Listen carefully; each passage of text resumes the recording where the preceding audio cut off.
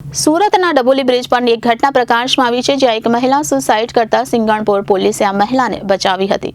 Bridge પરથી કૂદતા પહેલા police ત્યાં પહોંચી ગઈ હતી અને પોલીસ દ્વારા મહિલાને સમજાવી પરત બ્રિજ પર લાવી હતી। તો પતિ સાથે નાણ બનાવને લઈને આપઘાત કરવા આ મહિલા પહોંચી હતી તેવી માહિતી હાલ જાણવા મળી રહી છે। ત્યારે સિંગણપોર પોલીસની સમય સૂચકતાને કારણે આ મહિલાનો જીવ બચી ગયો છે। આમ સુરત જિલ્લામાં વધુ એક મહિલાનો પોલીસની સતર્કતાને કારણે જીવ બચી ગયો છે અને પોલીસની કામગીરીને સૌ કોઈ બિરદાવી રહ્યા છે।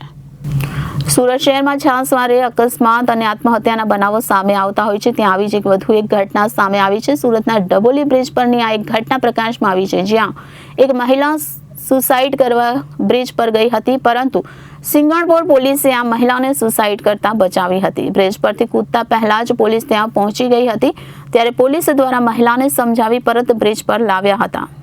પતિ સાથે નાણ બનાવને લઈને આ મહિલા આપઘાત કરવા પહોંચી હોવાનું હાલ જાણવા મળી રહ્યું છે।